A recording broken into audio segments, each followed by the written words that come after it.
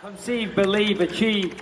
This is former UFC middleweight champion of the world, Michael Bisping. Paddy the Baddy here. You're listening to Combat Sports UK. And you're watching Combat Sports UK.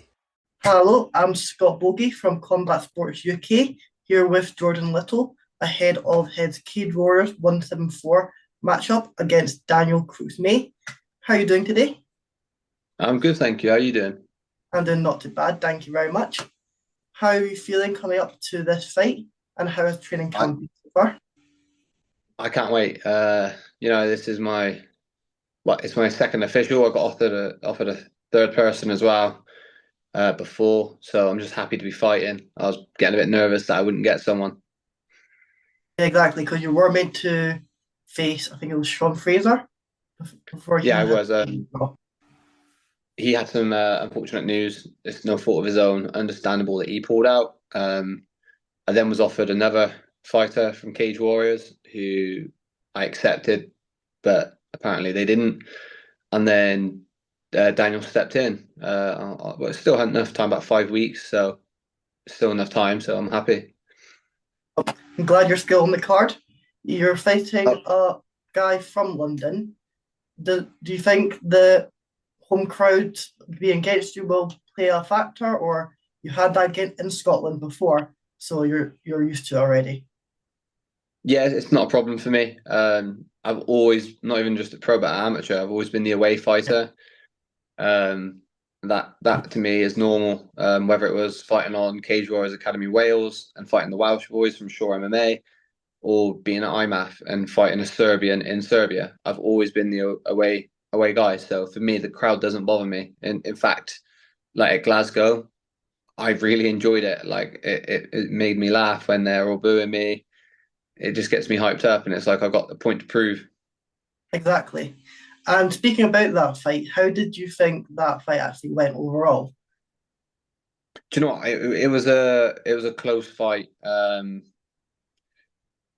I should have been a lot better on the day. I was happy. I couldn't get my hands going, all my kicks, but I was able to fight in the in-tight positions with my elbows. Grappling worked well, bit of back and forth, but it was a damage for me. Like, some people were unhappy with the result. They feel like the split decision could have gone the other way, but personally, and as everyone is aware, damage scores higher than control. Yeah. And in the controlled positions that he had, I produced the damage, and in the controlled positions that I had, I produced the damage. So at the end of the day, the right decision was made.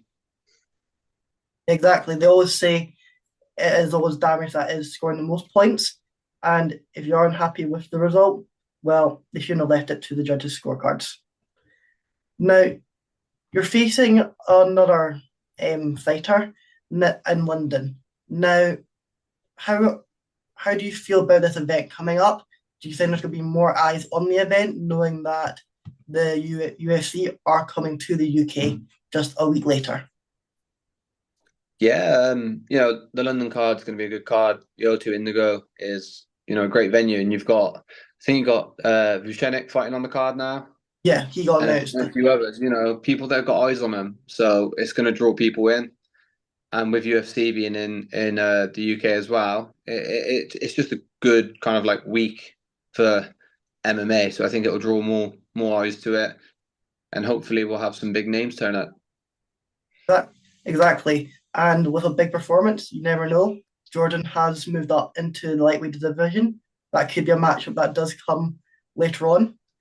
Now, is there anyone that, with a victory this against your opponent, is there anyone that you wanted to fight next, or any other cards in the future that you're looking to get on?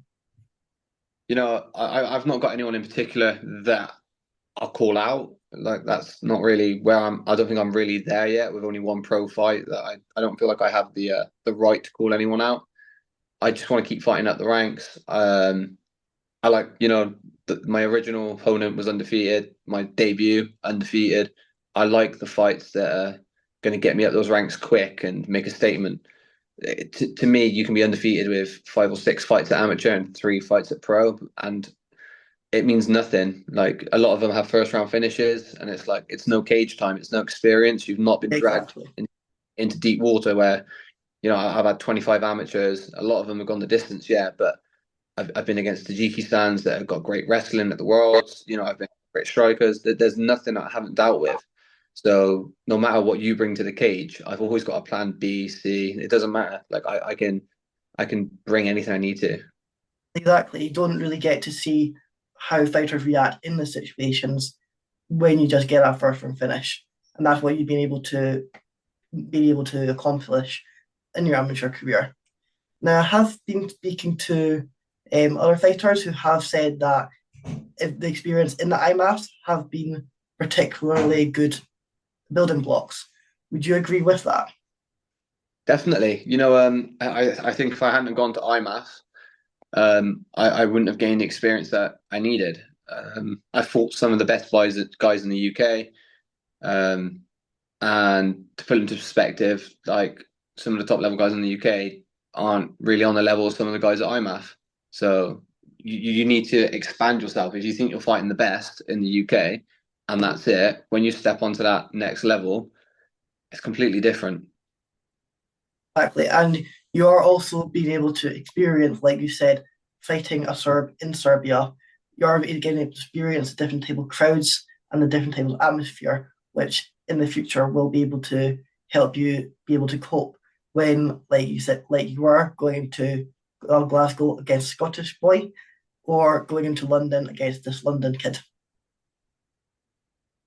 Sorry, I didn't hear that. It cut out. So I'm just saying, and with the IMAS, it gives you the experience of seeing different type of environments and like Oh yeah. one Oh where you're yeah, saying definitely. fighting a Serb in Serb gives you that type of preparation for when you're going into these different places, like fighting that Scottish kid in Scotland or fighting this London guy in London. It prepares you for that. Definitely. The fighting game is just as much mental as it is physical. You've got to be able to block out certain things and adjust yourself. Like if you let the crowd get to you, or the fact that you've got no one there supporting you. Like when I went to Glasgow, I sold one ticket and that was my partner. She was the only person there, and everyone else is against me. But it's not a problem. You get used to it. That the only thing that matters is getting that result, which you were able to do, and that has set up kept your winning record going and keeps an undefeated streak. Do do you think that speaking to people that may be coming up into the game, that the IMAFs are a critical thing that you need to do? Like, it's not just that it helps you; it's that you need to experience this before you go into the pro game. Definitely. I think you want to get a couple of fights on the regional scene first, just to get your bearings. And when you get to a certain level, that's when you step up. I went to IMMAF after two fights, I think, three fights, and I wasn't ready at the time. I went against the German ranked number one, and he was ranked in the worlds quite high, and I wasn't ready for it. I was inexperienced. Um, so I think you need to get those couple of fights first on the regional scene, and then when you got a good kind of record going, step up to the IMAF scene and get that experience there to fight the guys that are ahead of the guys in the UK scene. Sounds great. And what would you say from that first fight that you've ever stood into the cage up till now? What do you think would be the biggest thing you would tell someone just coming through the regional scene at the moment? Don't worry about records. Don't worry about your own record being perfect. Don't worry about taking guys that have got a lot more experience than you. That's how you learn. 25 fights. I haven't won them all, but I've been against everything I needed to be against. So I say in the amateur scene, don't worry about your record too much. And has there been a fight that you have had that particularly stands out for you? Like either one that you've grown from the most or one you're most proud of? Do you know what? Every fight's been so different. Nothing's been the same. It's hard to pinpoint that certain fight. I mean, my pro debut, obviously, it's your pro debut, so I think that stands out for that alone. But in the amateur scene, I'd say probably at IMAF. I fought a guy called Alex Gill from Wales. I went to Italy. I fought him and didn't get the result I wanted. And it's literally as you said, like don't leave it to the judges. One judge gave me 30-27, the other two gave 29-28 to him. So it was very different results. Yeah. And it was my own fault. I shouldn't have left it to him. So I think that one, I had a perfect fight. I felt great in that fight, and even though I lost, I took a lot from it, and it made me kind of knuckle down and go, I need to stop going to decision. Yeah, and exactly. And do you feel that with a couple of more victories, that spotlight is going to be on you, and can maybe even get that either a title shot or some other big fights coming up?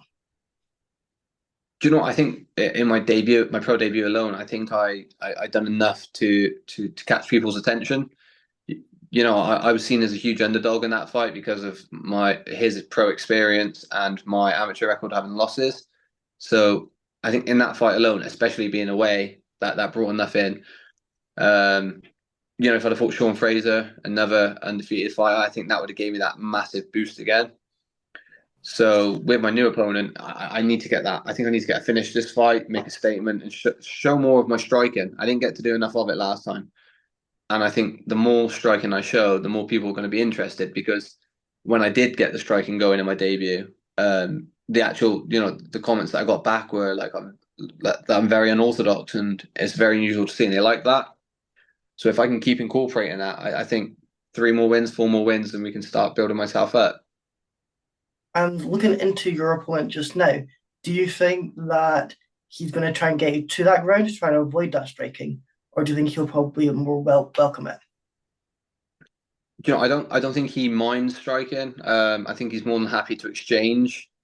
From what I've watched, you know, he hasn't fought in a while, so he's had time to adjust and change his style. But from what I've seen, the striking that he does have isn't going to keep up with mine. So I have a feeling he's going to want to grapple, which it isn't a problem. As much as I'm a striker, I'm more than happy on the floor.